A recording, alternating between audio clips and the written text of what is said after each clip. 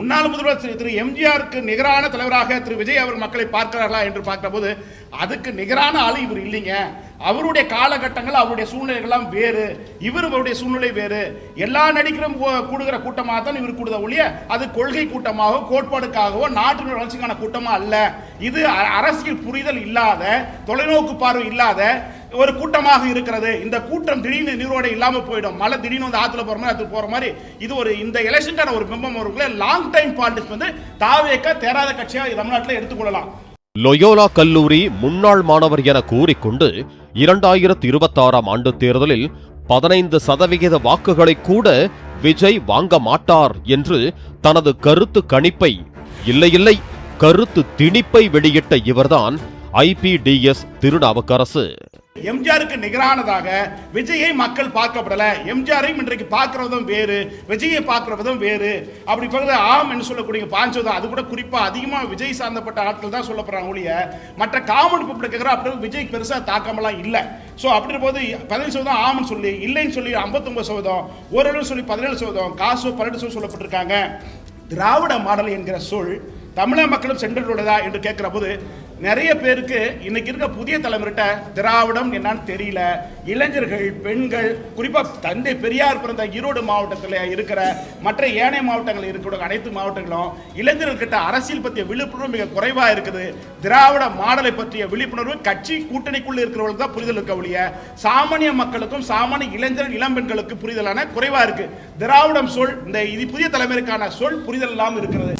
தேர்தலில் எம்ஜிஆர் மாதிரியெல்லாம் தாக்கத்தை ஏற்படுத்த முடியாது என்று திருநாவுக்கரசு கூறிய நிலையில் எம்ஜிஆரை காட்டிலும் அதிக வாக்கு சதவிகிதத்தை பெற்று விஜய் வெற்றி பெற்றதால் அவரது கருத்து திணிப்பு பொய்யானது.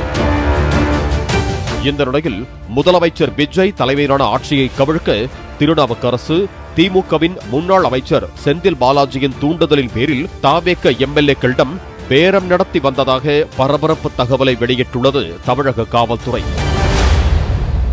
அந்த வகையில் கிருஷ்ணகிரி மாவட்டம் ஊத்தங்கரையை சேர்ந்த தாவேக MLA டாக்டர் இளையராஜாவிடம் பேசிய திருநாவுக்கரசு விரைவில் சபாநாயகருக்கு எதிராக நம்பிக்கையில்லா தீர்மானம் கொண்டுவர இருப்பதாகவும் அப்போது எதிர்க்கட்சிகளுக்கு ஆதரவாக வாக்களிப்பதற்காக 35 கோடி ரூபாய் வரை தருவதாகவும் பேரம் பேசியுள்ளார்.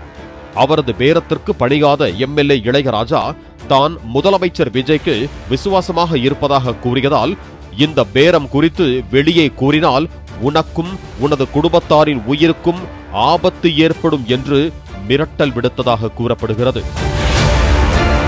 இதையடுத்து இளையராஜா அளித்த புகாரின் பேரில் திருநாவுக்கரசுவை கைது செய்த திருவல்லிக்கேணி போலீசார் அவர் கொடுத்த தகவலின் பேரில் திருச்சியை சேர்ந்த அரசியல் புரோக்கர்கள் நரேஷ் மற்றும் மேடவாக்கத்தைச் சேர்ந்த தியாகராஜன் ஆகியோரை கைது செய்து விசாரணை வளையத்திற்குள் கொண்டு வந்தனர். அவர்கள் அளித்த தகவலின் பேரில் கரூர் சக்தி மெஸ் என்ற பெயரில் உணவகம் நடத்தி வரும் கரூர் கேங் கார்த்தி, ரமேஷ் என்கிற அதிபர் ரமேஷ் ஆகிய இருவரையும் பிடித்து விசாரித்தனர். திமுகவின் கொங்கு மண்டல பொறுப்பாளரும் முன்னாள் அமைச்சருமான செந்தில் பாலாஜியின் தூண்டுதலின் பேரில் அவரது சகோதரர் அசோக்குமார் இந்த MLA பேர விவகாரத்தில் நேரடியாக சம்பந்தப்பட்டது தெரிய வந்தது. இவ்வழக்கில் கைது செய்யப்பட்ட நரேஷை சென்னையில் சந்தித்த அசோக்குமார் MLA-க்களை இழுக்க எத்தனை கோடிகள் வேண்டுமானாலும் செலவு செய்ய தயாராக இருப்பதாக கூறியதாக சொல்லப்படுகிறது. செந்தில் பாலாஜி, அவரது சகோதரர் அசோக்குமார் ஆகியோரின் அறிவுரையின் பேரிலேயே திருநாவுக்கரசு தாவேக MLA-க்களிடம் பேரம் பேசியதாக கூறப்படும் நிலையில் விஜய் ஆட்சி அமைப்பதற்கு முன்பாகவும் ஆட்சி அமைத்த பின்னரும் பேரத் தொகையை அதிகரித்து ஆசை காட்டி வந்தது போலீஸ் விசாரணையில் தெரிய வந்தது. எப்படியும் தாவேக MLA-க்கள் தங்களின் இழுப்புக்கு வந்து விடுவார்கள் என்ற நம்பிக்கையிலேயே இந்த ஆட்சி விரைவில் கவிழ்ந்துவிடும் என்று திமுக தலைவர் ஸ்டாலின் பேசி வந்ததாக அமைச்சர் நிர்மல்குமார் குற்றம் சாட்டி இருக்கிறார். திரு ஸ்டாலின் வந்து ஒவ்வொரு இடத்துலையும் சொல்றாரு 30 நாள் சொல்றாரு. ஸோ இவங்க சொன்ன விஷயம் என்னன்னா, ஒவ்வொரு MLA-களையும் தொடர்பு கொண்டு உங்களுக்கு 30 கோடி தரோம், 40 கோடி தரோம், 50 கோடி தரோம் பேசுறாங்க. பேசிட்டு வர்ற கூட்டத்தொடரில் நாங்கள் வந்து சபாநாயகர் மீது நம்பிக்கையில்லா தீர்மானம் கொண்டு வருவோம், அதற்கு நீங்கள் எங்களுக்கு வாக்களிக்கணும் அப்படின்னு கேட்டுட்டு வராங்க. ஸோ இது பல MLA-க்கள் புகார் அளித்துள்ளனர்.